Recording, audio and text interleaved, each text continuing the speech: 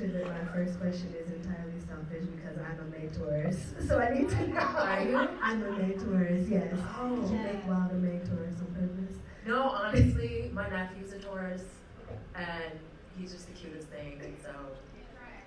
But, but also, like, yeah, they're, from what I do know, they're very, like, bullheaded and hard to change their minds. A little bit. Yeah. Well, more importantly, you know, one of the very interesting ideas I think about this film is that every relationship teaches Wild something different about himself. Did you always envision each woman kind of representing a different emotional lesson for him from the outset, or is that something that kind of developed along the writing process? Yeah, I love that question. So each person actually represents a different attachment style. And you'll notice that if you guys got the QR codes, please take the quiz. If you haven't, see me after. I'll make sure you guys can take the quiz and see which character you match with. But they're different attachment styles. So obviously, like, Penelope's secure, Wild's an attachment avoidant. No, he's a full-on avoidant. So is she, so is her character. And then, yeah, Penelope's the only one that's actually secure. Monica is an anxious avoidant. Okay. So, yeah. Okay. I think I need that QR code. Yeah. With Shiree and Adwoa, I'm curious for both of you, when you saw the script or Denise came to you, what was the draw for you to this project and to your individual characters? For me, I would say the strength and honesty for my character. I felt it was very important to tell a story like this because it's real. It is something way in the past I feel like I myself have experienced. So that definitely drew me to the script. It's funny because when we actually did, I don't know about everyone else, I believe so, but we never got the full script. So we didn't know who Wild would end up with. And I hate saying end up like he had a choice, but who he would end up with, I just knew one won't be me. Yeah. So yeah, it was great. So when I delved into Giselle, I did a lot of work on myself, and at the time, like, I wasn't married, but I was in a serious relationship that led to marriage. And I love my husband, and I do want to be married, and I am. But I did have to think, just in case you're gonna see this and be like, yeah. But I did have to think when I was going through everything, you know, like, what is it for me that attracts me to someone like Wild, as Giselle, and what got me to the breaking point of realizing, you know, that something like this dynamic would never work. And I see myself as the female Wild, should I say. Like, I feel, yeah, I do. I'm understanding it. I see myself as the female Wild. So for me, it was a combination of so much. It was the writing was so poetic. It was so therapeutic. I always say, I really did a lot of work in just honing in to Giselle and just the strength of her and getting her to a point to where she realized that she deserved a bit more than what she was going for. So yeah. I think the one thing that really I love about this character is the fact that she has a strong point of view about what she thinks, right or wrong. Like, and like a surprising awareness of like some of the things that she lacks, which I think is like an interesting choice in a character when they themselves can actually have a reflection of who they are that isn't this perfect idea.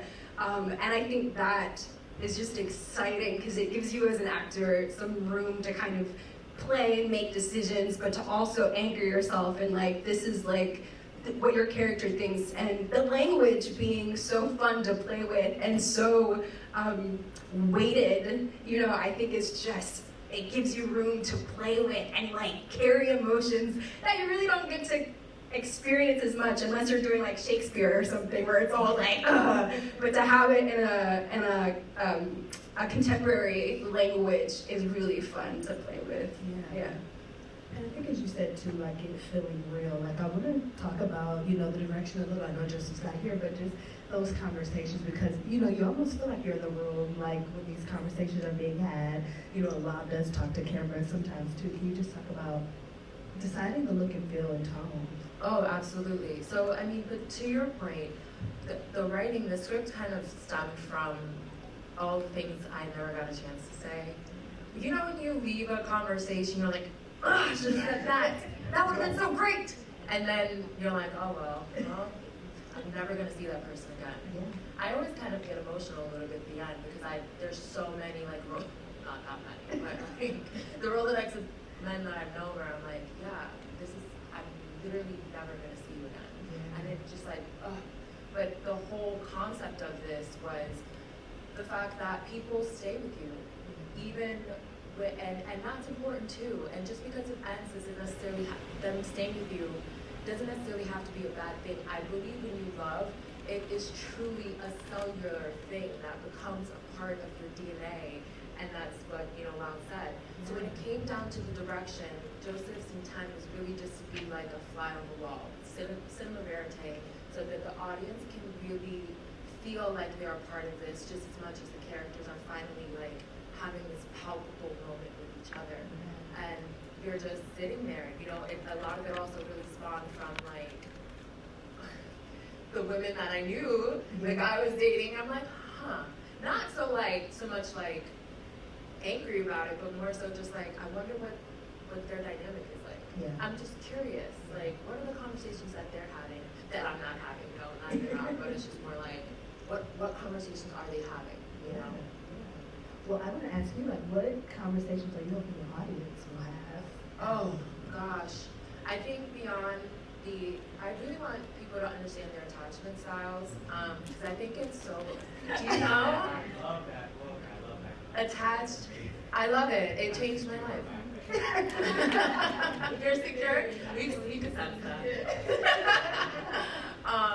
But yeah, I think it's really important once you know your own attachment style, that you know like what drives your impulses and like your behavior. If somebody's like not communicating with you, maybe that's just their style because something happened with them, as we see with Wild being avoidant. It was his mom's stuff, and so maybe we can just give ourselves a little bit more grace. Maybe we can give our partners a little bit more grace instead of it becoming like this toxic thing. I just want people to be able to have honest, authentic conversations with each other. That can be healing, hopefully. We should be asking that in the Zodiac stuff. Yeah. The Zodiac stuff is important too. I believe in that. Well, tell us lastly, you're showing this film here. What are the next steps? How can the audience support this project? Yeah, definitely follow, like, share, all the stuff on Instagram.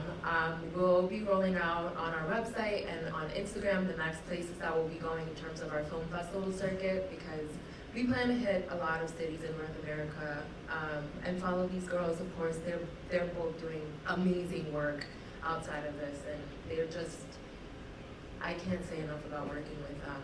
I hit the jackpot with this cast, truly. It shows, for sure. So I want to thank you all so much for being here with us, and thank you all for being here. That is the end of our day one of Essence Film Festival, but we will be here tomorrow and we'll be here Sunday. So hope to see you again. Thank you.